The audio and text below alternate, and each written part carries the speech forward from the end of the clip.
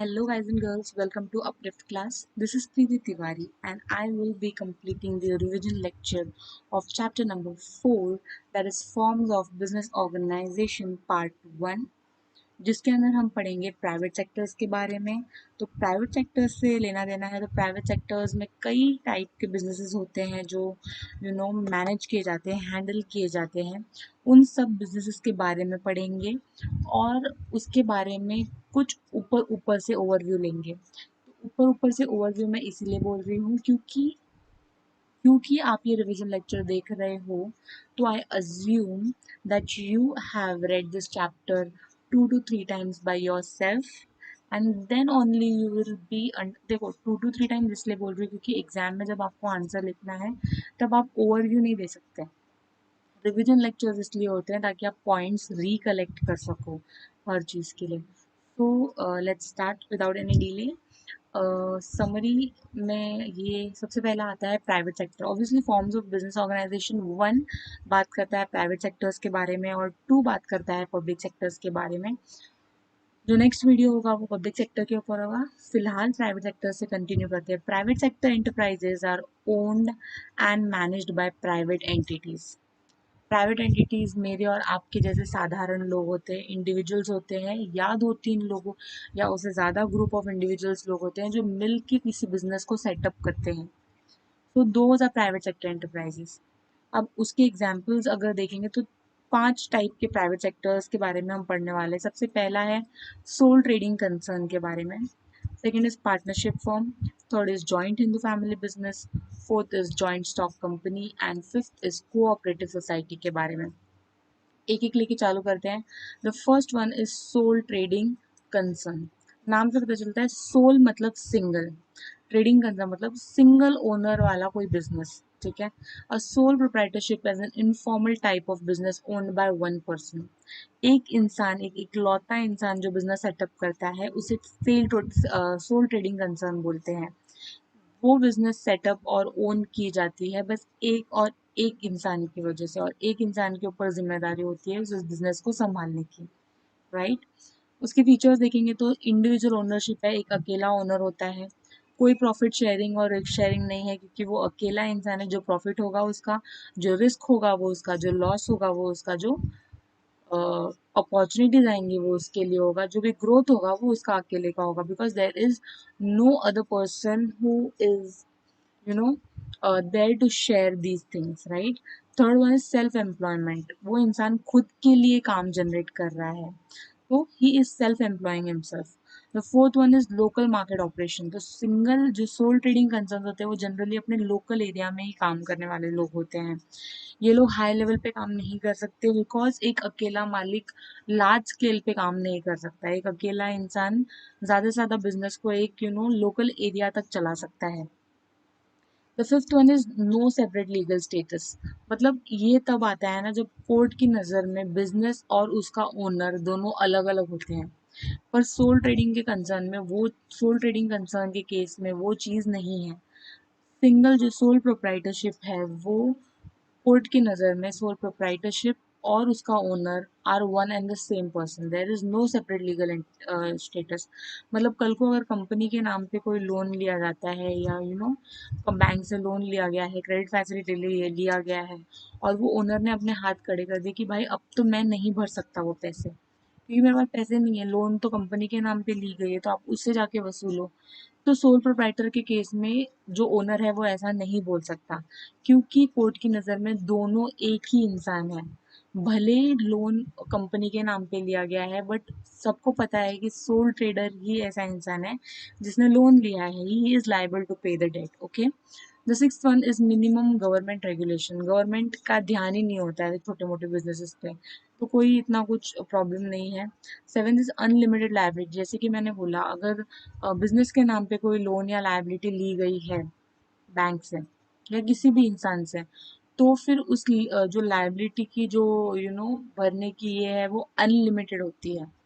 मतलब जो ओनर है, अगर बिजनेस के असेट्स और पैसे प्रॉफिट्स वगैरह देने के बाद भी वो लायबिलिटी ख़त्म नहीं हो रही है, तो फिर ओनर के पर्सनल असेट्स भी बेचे जा सकते हैं। ओनर की घर, गाड़ी, बंगलो, हर चीज बेच के पैसा रिकवर करने का हक है। ठीक है, उसको बोलते हैं अनलिमिटेड लायबिलिटी। मेरिट्स की बात करें तो बहुत जल्दी बन जाता है, फॉर्मेशन फटाफट हो जाता है क्योंकि कोई रजिस्ट्रेशन ये चोचला नहीं है। Seventh is there is quick decision, क्योंकि अकेला इंसान है तो उसे किसी से डिस्कस नहीं करना है, वो अकेला ही काफ़ी है डिसीजन लेने के लिए। Third is maximum secrecy. Secrecy बाहर कब आती है, जब एक इंसान दूसरे को बोलता है, दूसरा तीसरे को बोलता है, तीसरा चौथे को बोलता है, और इस तरह से आग की तरह हर चीज़ फैल जाती है। पर यहाँ पे तो एक ही इंसान ओनर है, तो सीक्रेसी बनी रहेगी। The fourth one is direct motivation. कोई है नहीं मोटिवेट करने के लिए, खुद को मोटिवेट करना पड़ता है। The fifth one is flexibility. आज मैं ये बिजनेस कर रही हूँ, मेरा बिजनेस प्रॉफिटेबल नहीं है, कल को मुझे दूसरा बिजनेस करना है, I can quickly change it, it is flexible. The sixth one is lower cost. क्योंकि लोगों को हम हायर नहीं कर रहे हैं, हम अकेले काम कर रहे हैं, तो कॉस्ट ऑफ प्रोडक्शन कहीं ना कहीं कम हो जाता है। The seventh one is efficiency. मतलब वो इंसान अकेला काम करना है तो ही इज मोर एफिशिएंट। अगर बहुत सारे लोग होते हैं तो उसमें दखल देंगे, अपनी प्रॉब्लम्स बताएंगे, तो चीज़ें इतनी फ्रीली नहीं हो सकती, बहुत टाइम पास हो जाएगा। तो यहाँ पे वो सिंगल ओनर है, इसीलिए देयर इज एफिशिएंसी। डीमेरिट्स की बात करें तो उसमें आता है लिमिटेड कैपिटल, क्योंकि एक अकेला इंसान है तो उसको कितना पैसा दे पाएगा बिजनेस को, है ना। तो there is a limited capital. Seventh one is limited managerial skills. मतलब वो इंसान के पास हो सकता है मैनेजरल स्किल्स ना हो, वो नहीं जानता है कि प्रोफेशनली बिजनेस को कैसे हैंडल करना है, तो वहाँ पे एक लिमिटेशन आ जाती है। The third one is unlimited liability, जो कि हमने ऊपर भी पढ़ा था कि ओनर के घर बार बेचने तक की नौबत आ सकती है अगर लायबिलिटी बिजनेस से फुलफिल नहीं होती है। The fourth one is lack of stability. मतलब हमेशा वो एक तलवार लटक रही होती है सिर पे कि अब अगर प्रॉफिट नहीं हुआ तो बिजनेस बंद करना पड़ेगा। Fifth one is lack of specialization. एक अकेला इंसान ने एक तो बिजनेस खोला है, वो सब कुछ मैनेज कर रहा है, तो उसमें स्पेशलाइजेशन नहीं हो पाएगा क्योंकि उसके पास इतना टाइम और एफर्ट्स नहीं है डालने के लिए। Sixth one is not suitable for large scale operation. जैसे कि मैंने आपको बोला कि ये जो बिजनेसेस होते हैं सोल प्रोप्राइटर के, ये छोटे लेवल पे ही चलते हैं, क्योंकि बड़े लेवल पे काम करने के लिए बहुत सारे लोग चाहिए। ठीक है, बहुत सारे लोग चाहिए, बहुत सारे क्रिएटिव माइंड्स चाहिए, तो वो चीज़ें यहाँ पे अवेलेबल नहीं है, इसलिए लार्ज स्केल ऑपरेशंस नहीं हो पाते हैं। The next one is partnership form. Partnership form में जैसे हमको नाम से ही पता चलता है कि दो या दो से ज़्यादा लोग जब एक साथ में आते हैं और बिजनेस चालू करते हैं तो उसे पार्टनरशिप फॉर्म बोलते हैं, right.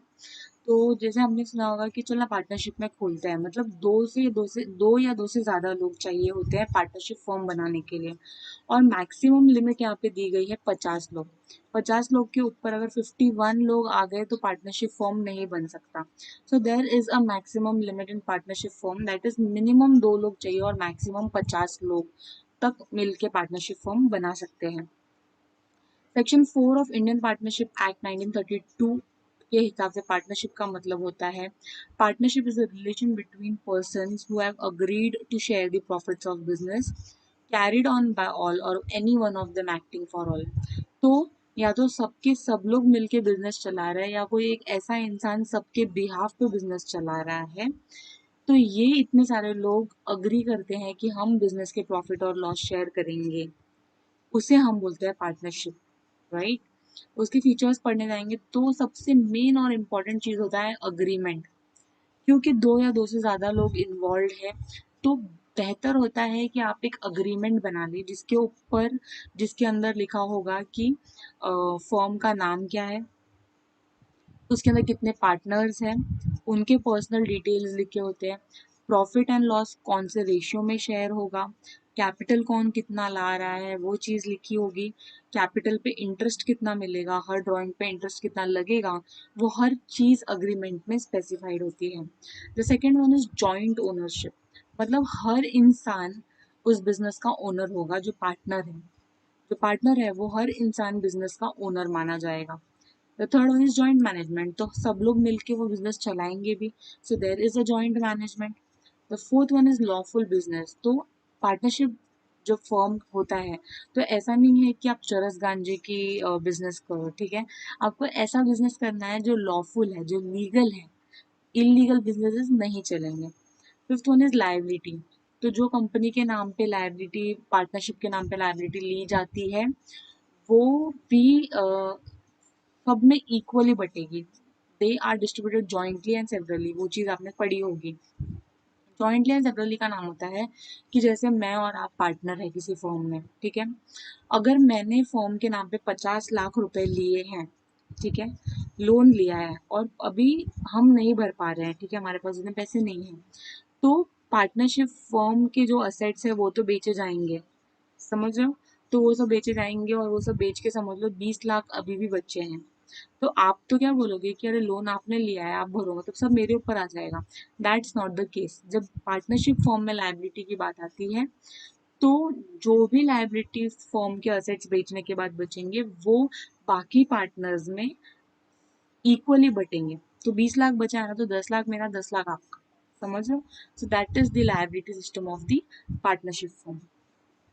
The sixth one is number of partners, जो हमने ऊपर बात किया, मिनिमम 2 लोग चाहिए और मैक्सिमम 50 लोगों की जरूरत होती है पार्टनरशिप फॉर्म बनने के लिए। तो यहाँ पे जो रेंज होता है वो 2 to 50 का होता है। Okay. Seventh is principal agent relationship. तो हर पार्टनर आपस में एक दूसरे के लिए प्रिंसिपल होता है, और बाहर के कस्टमर्स के लिए एजेंट का रोल प्ले करता है। जैसे आपस में हम सब मालिक हैं, ठीक है, हमें कोई डिसीजन लेना है तो हम डिस्कस करके ले लेते हैं, पर हम जब कस्टमर से इंटरेक्ट करते हैं तो हम एजेंट वाला रोल प्ले करते हैं। क्यों? क्योंकि हम फर्म के लिए बिजनेस ला रहे हैं, हम फर्म के लिए पार्टी लेकर आ रहे हैं। The eighth one is restriction on the transfer of interest. मतलब पार्टनरशिप फॉर्म में इंटरेस्ट, मतलब अगर सपोज मेरा हिस्सा है पार्टनरशिप फॉर्म में, तो मेरे ऊपर वो रिस्ट्रिक्शन है कि मैं अपना इंटरेस्ट किसी और को ट्रांसफर नहीं कर सकती बिना लोगों से पूछे। लोग मतलब बाकी पार्टनर से पूछे, ठीक है। तो अगर मैं बाकी पार्टनर से पूछती हूँ और सब लोग अग्री करते हैं, then I can transfer my interest. In that case उसे हम सब पार्टनर बोलेंगे जिसे मैं अपना इंटरेस्ट दे रही हूँ। The ninth one is registration. तो पार्टनरशिप फॉर्म अगर बनाया है तो you have to get registered yourself into the under the partnership act 1932। एक एक्ट बनाया गया है जिसके हिसाब से आपको खुद को रजिस्टर करवाना है आरओसी से। The tenth one is sharing of profit and losses. वो तो होगा ही, जो भी मुनाफा आएगा, लॉसेस होगा, वो शेयर करेंगे। Eleventh is termination of partner. मतलब कोई अगर पार्टनर मर जा रहा है, या फिर he is losing his mind, is turning insane, या फिर उसको रिजाइन करना है, तो फिर वो सारी चीजें हो सकती है। डिसोल्यूशन, जब सब लोगों की मर्जी होगी और पार्टनरशिप को बंद करना है, तो सब लोगों की मर्जी के थ्रू हम पार्टनरशिप बंद कर सकते हैं। मेरिट्स की बात करें तो आसान है, फॉर्मेशन, ज़्यादा पेपर वर्क नहीं होता है। कैपिटल सब लोग मिलजुल कर लेकर आते हैं। बिजनेस सीक्रेसी, क्योंकि वो लोग सब अगर 5 पार्टनर्स है तो 5 अपने बीच में ही वो सीक्रेसी रखेंगे। फिर कंटिन्यूड एग्जिस्टेंस है, तो क्योंकि 5-6 लोग हैं, ठीक है, तो उसमें अगर एक इंसान चला भी जाता है छोड़ के, तो बाकी 4 लोग उस बिजनेस को आगे लेके जा सकते हैं। सोल प्रोप्राइटर के केस में वो चीज़ नहीं है। अगर वो सिंगल ओनर है, अगर वो इंसान नहीं रहता है, तो बिजनेस भी बंद करना पड़ेगा। The fifth one is flexibility in operation. 5-6 लोगों ने मिलकर एक बिजनेस चालू किया है, वो बिजनेस नहीं चल रहा है, तो वो लोग सिलेक्ट वो चेंज कर सकते हैं। डिसीजन मेकिंग ईजी है, क्योंकि 5-6 लोग साथ में हैं, तो वो लोग डिस्कशन कर सकते हैं, कोई नई चीज़ें सोच सकते हैं और डिसीजन ले सकते हैं। एफर्ट एंड रिवॉर्ड रिलेशनशिप, मतलब जो जितना काम करेगा उसे उतना पैसा मिलेगा। Eighth one is goodwill. तो पार्टनरशिप, क्योंकि इतने सारे लोग काम कर रहे होते हैं, तो फॉर्म की गुडविल बनती है। Eight is specialization. तो देयर इज स्पेशलाइजेशन, क्योंकि इतने सारे लोग हैं, तो वो लोग हर फील्ड में, जैसे एक पार्टनरशिप फॉर्म, एक सीए फॉर्म है, ठीक है, उसमें बहुत सारे पार्टनर्स हैं। एक पार्टनर ऐसा है जो सिर्फ बैंक के काम संभालता है, एक पार्टनर ऐसा है जो सिर्फ जीएसटी संभालता है। So there is a scope of specialization, right. Demerits की बात करें तो there is a problem of continuity. अगर सबके सब लोगों ने छोड़ के चले गए, तो फिर कौन संभालेगा, वो एक डर होता है। The second is absence of legal status. मतलब लोग कोर्ट की नज़र में पार्टनरशिप फर्म और उसके पार्टनर्स भी एक ही है। Third is dispute. जहाँ पे बहुत सारे लोग होते हैं, वहाँ पे झगड़े होने के चांसेस होते ही हैं। The fourth one is non transferability of interest, जो हमने ऊपर पढ़ा था कि मैं अपना इंटरेस्ट किसी को नहीं दे सकती अनलेस एंड अनटिल सारे पार्टनर्स मिलके मुझे अग्री करें। The fifth one is limitation on number. 50 से ज़्यादा लोग पार्टनरशिप में नहीं आ सकते, तो ये एक लिमिटेशन है जो कहीं ना कहीं डीमेरिट है। The sixth one is difficulty in admission of partner. तो जब हम नए पार्टनर को एडमिट कर रहे हैं पार्टनरशिप फॉर्म में तो बहुत सारी डिफिकल्टीज होती है, जैसे कि ट्रस्ट इश्यूज। हमको पता नहीं है कि वो इंसान हमारे फॉर्म के लिए सही है या नहीं, वो कितना कैपिटल लेकर आएगा, क्या वो हर चीज़ को कॉन्फिडेंशियल और सीक्रेट रखेगा, क्या वो हमारे बीच में प्रॉब्लम्स क्रिएट नहीं करेगा। ऐसे कई सारे सवाल आते हैं अगर आप किसी नए इंसान को पार्टनरशिप में एडमिट कर रहे हो तो। The seventh is unlimited liability. जैसे कि मैंने आपको बोला, जो लायबिलिटी होती है वो जॉइंट और सेवरल होती है। जो भी लायबिलिटी है वो सब में बराबर की बढ़ती है और सब लोगों के बीच में बढ़ती है। The eighth one is risk of implied authority. तो हमको पता है कि यही इंसान सब डिसीजन लेने वाला है, तो हो सकता है वो अपने इस पावर का गलत इस्तेमाल करें, क्योंकि अब पूरा एक पार्टनरशिप फॉर्म है, उसमें बहुत सारे पार्टनर्स हैं ऑलरेडी। तो उसमें एक इंसान को हम ऐसा अपॉइंट करते हैं जो किसी के नहीं रहने पे साइन कर सकता है या पावर ऑफ अटॉर्नी ले लेते हैं। ऐसा इंसान अपने पावर का मिसयूज ना कर ले, उसका रिस्क होता है। Ninth is limited capital. Obviously सिर्फ लिमिटेड लोग हैं तो लिमिटेड कैपिटल आएगा। 10 there is a problem secrecy. अगर हम नया पार्टनर लेकर आ रहे हैं या दो चार लोग हैं, उनके बीच में झगड़े हो गए, तो हो सकता है वो लोग सीक्रेट बाहर लीक कर दें। Then we have types of partners. अब पार्टनर्स कितने टाइप्स के होते हैं? 9 टाइप के होते हैं। सबसे पहला होता है एक्टिव पार्टनर। नाम से ही पता चलता है हर काम में एक्टिवली पार्टिसिपेट करता है, डेली रूटीन काम है पार्टनरशिप फॉर्म का, हर चीज में वो प्रेजेंट होता है। तो ये प्रॉफिट एंड लॉस सब कुछ शेयर करता है, कैपिटल भी देता है, हर चीज। Second is dormant partner. Dormant partner को हम प्यार से स्लीपिंग पार्टनर भी बोलते हैं, जो सिर्फ नाम के लिए पार्टनर है। मतलब वो पार्टनर है, सबको मालूम भी है, पर वो daily day to day life का काम नहीं करता है। वो कैपिटल इन्वेस्ट करता है, प्रॉफिट एंड लॉस शेयर करता है, पर डे टू डे काम वाला नहीं करता है। Third one is nominal partner, जिसका सिर्फ नाम है, ना वो प्रॉफिट शेयर करता है ना लॉस शेयर करता है, उसको पार्टनरशिप फॉर्म से कोई लेना देना नहीं है। बस बोलते हैं ना कि किसी किसी पार्टनरशिप में होता है कि हमें ये वाला पार्टनर चाहिए क्योंकि इसका बहुत बाहर नाम है, तो उसका नाम हम सिर्फ पार्टनरशिप में डाल देते हैं। बाकी ना वो फॉर्म से 1 रुपया लेता है ना फॉर्म को 1 रुपया देता है। तो fourth one is secret partner. ऐसा पार्टनर जो किसी को मालूम ही नहीं कि पार्टनर है पार्टनरशिप फॉर्म में।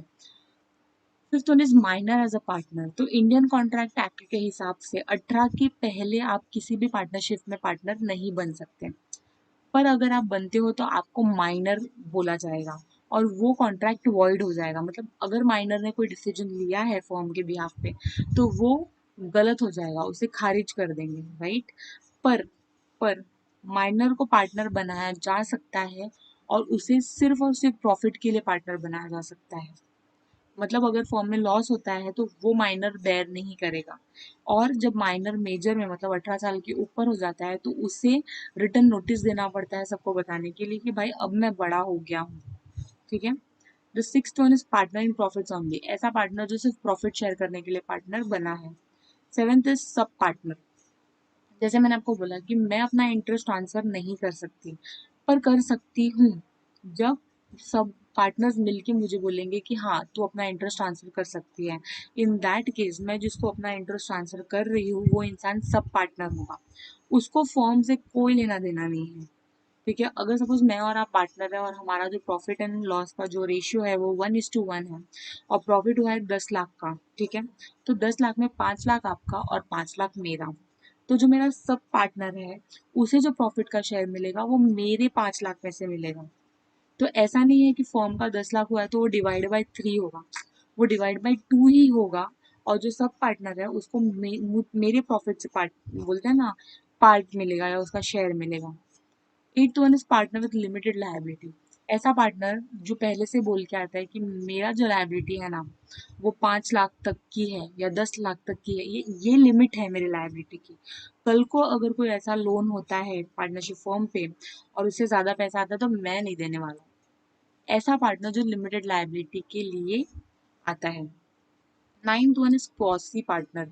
ऐसा पार्टनर जो फॉर्म से रिटायर हो चुका है पर उसने अपना कैपिटल फॉर्म में रहने दिया है, उसको उस कैपिटल पे इंटरेस्ट मिलता रहेगा, ना वो प्रॉफिट शेयर करता है ना कुछ करता है, बस वो रिटायर हो गया है और उसने अपना कैपिटल फॉर्म को दे दिया है। फिर आता है टाइप्स ऑफ पार्टनरशिप फॉर्म्स। में आते हैं, दो मेजर टाइप होते हैं। द पहला वाला है जनरल पार्टनरशिप, जो पार्टनरशिप एक्ट में रजिस्टर्ड है। दूसरा होता है लिमिटेड लायबिलिटी पार्टनरशिप, जो एलएलपी एक्ट में होता है। तो पहले लिमिटेड लायबिलिटी के बारे में पढ़ लेते हैं। लिमिटेड लायबिलिटी मतलब ऐसा पार्टनरशिप फॉर्म जहाँ पे हर पार्टनर का लायबिलिटी लिमिटेड होता है टू सम एक्सटेंट। डिपेंड्स, वो पार्टनर ने खुद बताया होगा कि मैं इतना ही पैसा दे पाऊंगा। So that depends upon the partners willingly giving his liability. The second is general partnership, जो वो पार्टनरशिप एक्ट में हुआ है, तो उसके अंदर होते हैं तीन पार्ट्स। सबसे पहला होता है पार्टनरशिप एट विल, ठीक है। तो ऐसा पार्टनरशिप जो सबकी मर्जी से चालू हुआ है और सबकी मर्जी से ही खत्म होगा। Second is partnership for particular period, ऐसा पार्टनरशिप जो कोई एक पर्टिकुलर पीरियड के लिए बनाया गया है, कि जैसे अगर सपोज 5 साल के लिए हमें पार्टनरशिप फॉर्म बना रहा है, तो 5 साल बाद वो ऑटोमेटिकली बंद हो जाएगा। Third one is partnership for particular venture, मतलब किसी एक पर्टिकुलर काम के लिए हमने पार्टनरशिप फॉर्म बनाया है। जैसे हमको एक ब्रिज बनाना है, ठीक है, तो ब्रिज बनाने तक ये पार्टनरशिप है और उसके बाद खत्म हो जाएगी। उसके बाद आता है joint Hindu family business. When joint Hindu family conducts a business inherited by its Hindu law, it is called a joint Hindu family firm. तो हमें पता होगा कि जैसे कि हर नहीं बोल सकते, बट कई सारे फैमिली ऐसे होते हैं जिनका कोई बिजनेस सेटअप होता है उनके दादा परदादा के ज़माने से, ठीक है। तो ऐसी एक हिंदू फैमिली, ऐसी एक जॉइंट हिंदू फैमिली जो उनके पुरखों से आई हुई बिजनेस को आगे लेके जा रहे हैं, उसको हम बोलेंगे जॉइंट हिंदू फैमिली फर्म, ठीक है। तो there are two thoughts of school. पहले के ज़माने में दो चीज़ें सोची जाती थी। पहला ये कि घर का सिर्फ लड़का वाला बच्चा, मतलब मेल चाइल्ड, वही बिजनेस को आगे लेके जाएगा और वही बोलते हैं ना, सॉरी, वही कुल का दीपक होगा, मतलब वही हर चीज आगे लेके जाएगा, उसको ही प्रॉपर्टी पे हिस्सा मिलेगा। बट दूसरा स्कूल ऑफ थॉट ये था कि लोग ऐसे सोचते थे कि क्यों नहीं, boys and girls are equal, अब हम दोनों को ही इक्वल चांस मिलना चाहिए बिजनेस में पार्टिसिपेट करने का, ओके। तो फीचर्स बोलेंगे तो सबसे पहले तो ये इंडिया में ही होता है, it happens only in India, क्योंकि बाहर की कंट्रीज में सबसे पहले तो ऐसा कोई फैमिली बिजनेस का चक्कर नहीं होता है। और दूसरा, there is no joint family, वहाँ पे सब लोग एक पर्टिकुलर एज के बाद खुद अपना अपना इंडिपेंडेंट हो जाते हैं और अपना अपना काम करते हैं। द सेकेंड इज फॉर्मेशन, मतलब उनको बनाने का तरीका तो क्या है, फॉर्मेशन कैसे होता है, कि अभी जैसे ऑलरेडी आपके दादा परदादा एक बिजनेस संभाल रहे हैं, जैसे ही उनके बच्चों का जन्म हुआ वो लोग बिजनेस में ऐड हो जाएंगे, जैसे उनके बच्चों का जन्म हुआ वो लोग बिजनेस में आ जाएंगे। तो इस तरह से फॉर्मेशन होता है, इसका कोई टिपिकल प्रोसीजर नहीं है।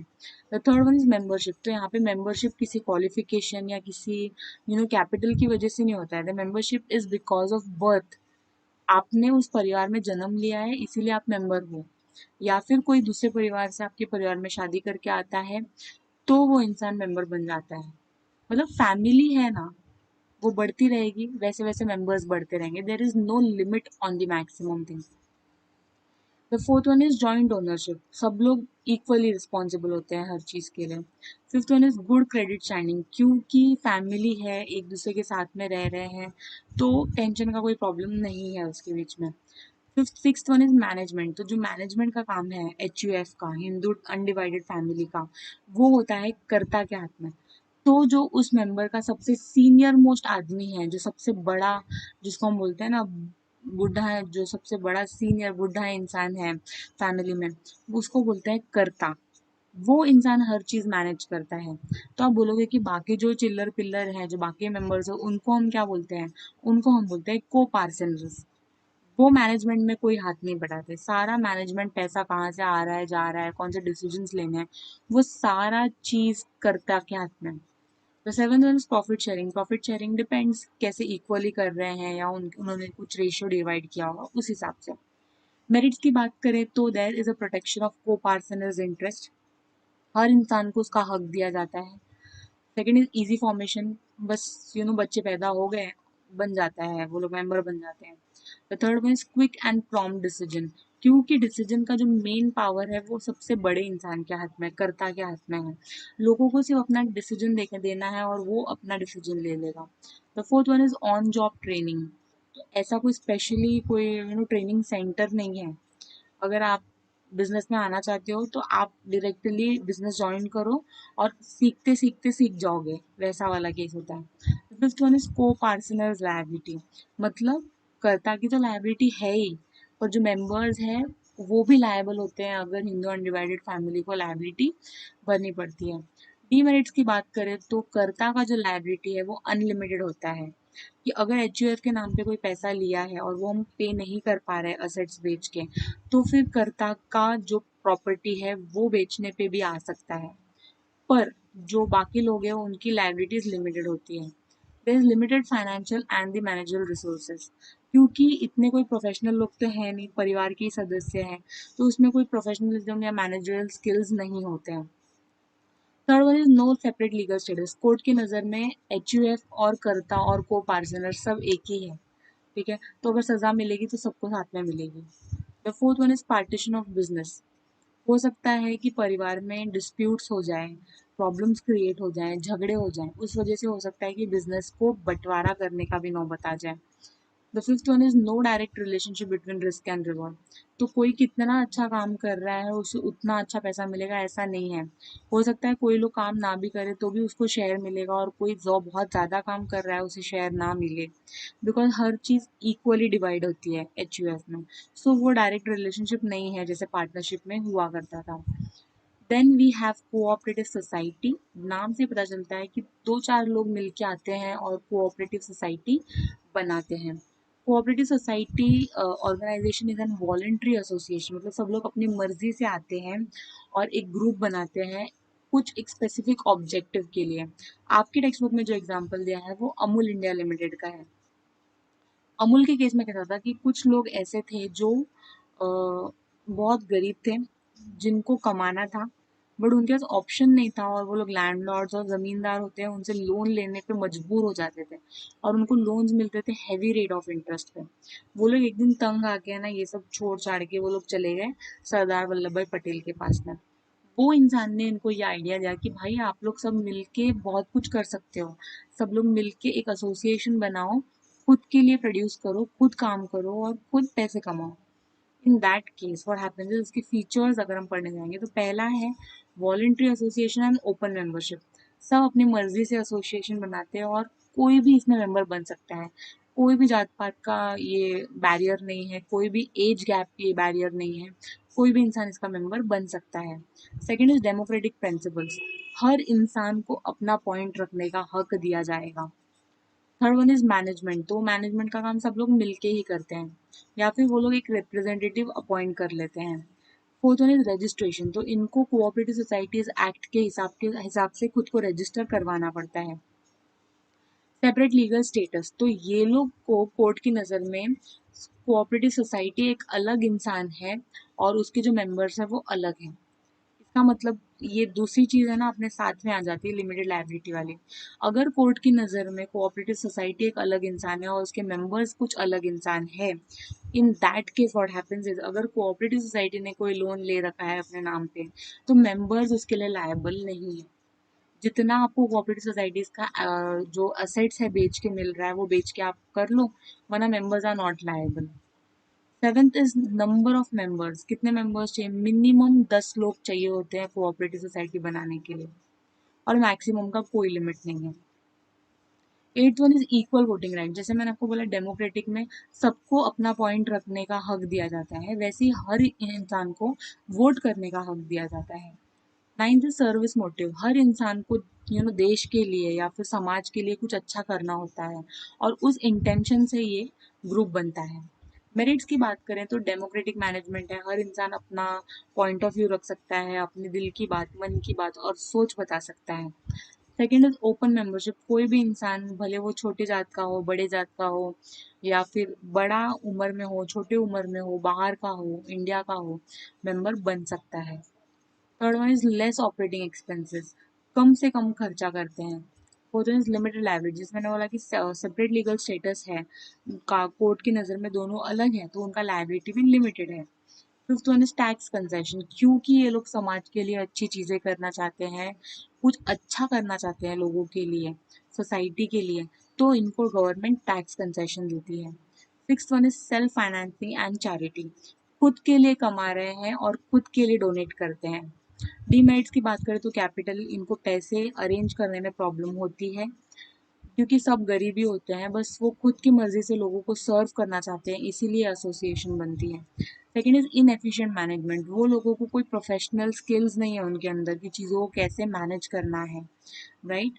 Third one is lack of public confidence, मतलब क्योंकि कोऑपरेटिव सोसाइटी कुछ आम लोग, मेरे और आप जैसे लोग मिलके बनाते हैं, तो पब्लिक को अपना पैसा उसमें इन्वेस्ट करने के लिए 10 बार सोचना पड़ता है कि कहीं ये लोग कल को भाग गए तो बंद करके, कहीं ये लोग अपना पैसा मल्टीप्लाई नहीं कर पाए तो वो सारी चीज़ों का कॉन्फिडेंस कहीं ना कहीं कम है। The fourth one is limited scope for expansion, तो इसके एक्सपांशन का कोई ज़्यादा स्कोप नहीं है क्योंकि कैपिटल नहीं है, पैसा ही नहीं है, तो एक्सपांड कहाँ करेंगे। Fifth one is lack of motivation, इनको मोटिवेट करने के लिए कोई नहीं है क्योंकि मतलब दे आर पुअर, ठीक है, they are poor and they don't have those institute, ऐसे कोई लोग नहीं है जो इनको मोटिवेट करे या ऐसा कोई चीज़ नहीं है जो इनको मोटिवेट, तो अगर there is lack of motivation तो वो लोग कभी भी बढ़ नहीं पाएंगे। टाइप्स इनके दिए हुए हैं, कंज्यूमर्स के लिए कोऑपरेटिव सोसाइटीज़ है, प्रोड्यूसर्स के लिए है, marketing, cooperative farming society, housing, credit, तो ये सब टाइप्स नाम दिए हुए हैं, इसको इन डिटेल पढ़ना तो नहीं है। फिर आता है last and final, that is joint stock company. तो joint stock company is registered as per Indian companies act 1956 and 2013। 1956 में ये एक्ट बना था, कंपनीज एक्ट, पर उसको 2013 में वापस बनाया गया, बहुत सारे चेंजेस करने ज़रूरी थे जो किए गए और 2013 में उसे अमेंड किया गया, ठीक है। इसके फीचर्स बोलेंगे तो वॉलंटरी एसोसिएशन, तो जॉइंट स्टॉक कंपनी भी बनती है, लोग अपनी मर्जी से आते हैं वो कंपनी बनाने के लिए। सेकेंड इज रजिस्ट्रेशन, उनको अपने आप को रजिस्टर करवाना पड़ता है किसमें, कंपनीज एक्ट के इसमें। Third one is registered office, तो इनका एक ऑफिस होता है जहाँ पे सारे कागजात, डॉक्यूमेंट और पेपर वर्क किए जाते हैं, वो रजिस्टर्ड ऑफिस उनको बताना पड़ता है रजिस्ट्रार ऑफ कंपनीज को। रजिस्ट्रार ऑफ कंपनीज वो इंस्टीट्यूट है जहाँ पे अगर कोई कंपनी बनती है या बंद होती है तो उनको उनको इंटीमेट करना पड़ता है, ठीक है। Fourth one is artificial legal person, तो कंपनी एक आर्टिफिशियल इंसान है, जैसे मेरा नाम प्रीति है और आपका नाम है, उस तरह से कंपनी का भी नाम होगा और कंपनी को एक इंसान की तरह देखा जाएगा। Fifth one is separate legal status, अब जब वो एक अलग आर्टिफिशियल इंसान है ऑलरेडी, तो ऑब्वियसली कोर्ट की नज़र में कंपनी अलग और उसके मेंबर्स और शेयर होल्डर्स अलग अलग हैं, दोनों का सेपरेट लीगल स्टेटस है। Sixth one is common seal, common seal जैसे हमारा सिग्नेचर होता है, ठीक है, वी साइन, राइट, वैसे कंपनी का भी सिग्नेचर होगा क्योंकि कंपनी एक अलग इंसान है, राइट, तो उसका जो साइन होता है उसे हम कॉमन सील बोलते हैं, दैट इज स्टैम्प, ठीक है। तो अगर कंपनी के नाम पे हम लोन ले रहे हैं या कोई भी ट्रांजैक्शन कर रहे हैं तो उस पर कंपनी का कॉमन सील लगेगा, जिससे पता चलेगा कि कंपनी के नाम पे ये सारी ट्रांजैक्शन हुए हैं। Seventh is limited liability, obviously जब सेपरेट लीगल स्टेट थी, ये दोनों पॉइंट है ना हमेशा लिंक्ड होते हैं, जब कोर्ट के नज़र में दो लोग अलग हैं तो लायबिलिटी भी अलग होगी। कंपनी के नाम पे अगर पैसा लिया गया है तो उसके शेयर होल्डर्स लायबल नहीं है, उनकी जो लायबिलिटी है वो लिमिटेड होती है, कितने तक पता है, उनका जो अनपेड शेयर कैपिटल होता है, जैसे कि अगर सपोज 10 रुपए का शेयर्स है, 5 रुपए उन्होंने भर दिया और 5 रुपए बाकी है, तो वो 5 रुपए तक की लायबिलिटी लिमिटेड होती है उनकी। The eighth one is transferability of shares, तो ये डिपेंड करता है कि आप प्राइवेट कंपनी की बात कर रहे हो या फिर आप पब्लिक कंपनी की बात कर रहे हो, ठीक है। अगर आप पब्लिक कंपनी की बात कर रहे हो तो शेयर्स आर इजी ट्रांसफरेबल, आप ट्रांसफर कर सकते हो, पर प्राइवेट कंपनी के केस में आप शेयर्स ट्रांसफर नहीं कर सकते किसी को।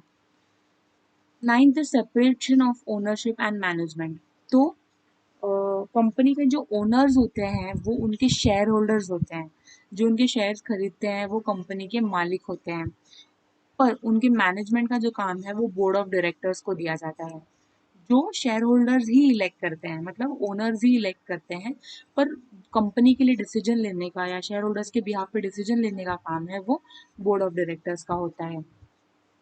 10th one is perpetual succession. Perpetual succession का मतलब होता है कि अगर कोई एक शेयर होल्डर चला गया या किसी इंसान की डेथ हो जाती है या कोई इंसान छोड़ के चला जाता है, उसकी वजह से कंपनी नहीं रुकती, कंपनी चलती रहेगी। ठीक है, भले कितने भी मेंबर्स हो, कितने भी लोग हो, अगर छोड़ के चले जाएंगे तो बाकी लोग उसको कैरी ऑन करेंगे।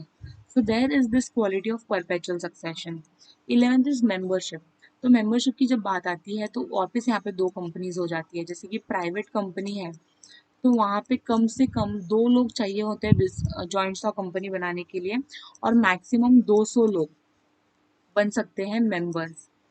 पर अगर पब्लिक कंपनी है, पब्लिक कंपनी में कम से कम 7 लोग चाहिए होते हैं और मैक्सिमम का कोई लिमिट नहीं है। This is the sign of infinity. मतलब 7 लोग कम से कम चाहिए पब्लिक कंपनी बनाने के लिए, पर मैक्सिमम का कोई लिमिट नहीं है। हंसते खेलते आ जाते हैं मेरिट्स के ऊपर। लार्ज अमाउंट ऑफ कैपिटल, क्योंकि मेंबर्स इतने सारे हैं तो कैपिटल की तो कमी नहीं होगी। सेकेंड इज प्रोफेशनल मैनेजमेंट, क्योंकि यहाँ पे हम board of directors, managers appoint कर रहे हैं तो मैनेजमेंट जो होगा वो प्रोफेशनली होगा। मोर स्कोप फॉर एक्सपांजन, क्योंकि इतने सारे लोग हैं, इतना पैसा है तो एक्सपांजन का स्कोप भी बढ़ जाता है।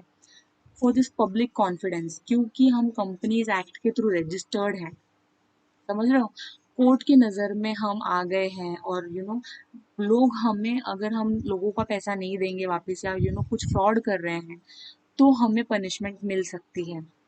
तो जब लोगों को ये कॉन्फिडेंस हो जाता है कि हाँ, अगर हमको हमारा पैसा नहीं मिला तो हम इनके ऊपर केस कर सकते हैं, वो कॉन्फिडेंस है पब्लिक के अंदर। Fifth one is relief information. मतलब बनाने का कुछ एकदम सिंपल प्रोसीजर है जो कंपनीज एक्ट में दिया हुआ है। Six one is expert services, क्योंकि इतने बड़े लेवल पे कंपनी क्रिएट की गई है तो हम एक्सपर्ट सर्विसेज ले सकते हैं। Seventh is perpetual succession.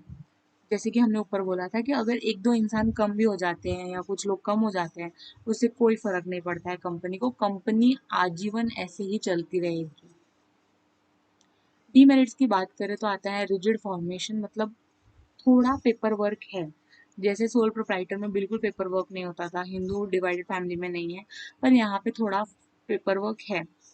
Second is lack of secrecy, क्योंकि बोलते हैं ना कि कंपनीज की जो फाइनेंशियल स्टेटमेंट्स है, प्रॉफिट एंड लॉस है, बैलेंस शीट है, उनको हमें पब्लिक के लिए ओपन रखना पड़ता है रजिस्टर्ड ऑफिस में, या फिर आप किसी भी कंपनी का अगर गूगल पे डालोगे कि रिलायंस इंडस्ट्रीज का फाइनेंशियल स्टेटमेंट्स, तो वो पूरा उन लोग प्रॉफिट एंड लॉस स्टेटमेंट्स दे देते हैं, तो सबको पता चल जाता है कि कौन सी कंपनी कितने पानी में है, प्रॉफिट कर रही है या लॉस कर रही है, तो सीक्रेसी तो बिल्कुल नहीं है। Third one is delay in decision making process. अब ऊपर हमने जहाँ पे ये पढ़ा था वहाँ पे डिले नहीं था, क्यों? क्योंकि कुछ लोग थे, मुट्ठी भर लोग थे, साथ में बैठ के डिस्कशन कर लिया, हो गया। बट जब कंपनी की बात आती है और यहाँ पे डिसीजन मेकिंग होता है, तो यहाँ पे तो पहले ऐसा होता है कि पहले 14 दिन पहले नोटिस दो मेंबर्स को, वो लोग नोटिस लेंगे, फिर वो मेंबर्स एक गिवन डेट पे इकट्ठा होंगे, फिर सबका वोट होगा, फिर उसमें डिस्कशन और डिस्प्यूट्स होंगे, और फिर कहीं जाके हम डिसीजन ले पाएंगे। The fourth one is no personal contact, यहाँ पे कोई किसी से पर्सनली रिलेटेड नहीं है। Fifth one is high cost of management, मतलब क्योंकि इतने सारे लोग हैं, इतने सारी चीज़ें हैं, उनको मैनेज करने का जो खर्चा है वो भी ज़्यादा है। The sixth one is reckless speculation. Reckless speculation मतलब आए दिन कुछ ना कुछ इल्ज़ाम लगाया जा सकता है कंपनी के ऊपर, फ्रॉड का या फिर किसी भी चीज़ का, तो एक वो डर बना रहता है कंपनी के ऊपर कि कल को कोई उंगली उठा के गलत ना बोल दे। So this is where we have completed the revision of chapter number 4, that is forms of business organization part 1, जिसमें हमने प्राइवेट सेक्टर के बारे में पढ़ लिया। सो यू विल सी कि ये बहुत जल्दी जल्दी ख़त्म हो गया है, because this is a revision lecture. इसमें आपको सिर्फ और सिर्फ पॉइंट्स रिकलेक्ट करने हैं कि डीमेरिट्स में 6 पॉइंट्स है, हाँ ये 6 पॉइंट्स है, आपको याद रखना है। इसके अंदर क्या लिखना है वो तो आपने टेक्स्ट बुक में पढ़ा होगा या फिर खुद के ओन वर्ड्स में आप लिखोगे, but actually what these things mean was the main motive to do this revision lecture. Okay, so I guess you have understood everything in this revision lecture. If there is some doubt relating to this chapter or the chapters in the syllabus, you can text me or mail me on the below given email ID or phone number, and I will solve it out as soon as possible. Thank you.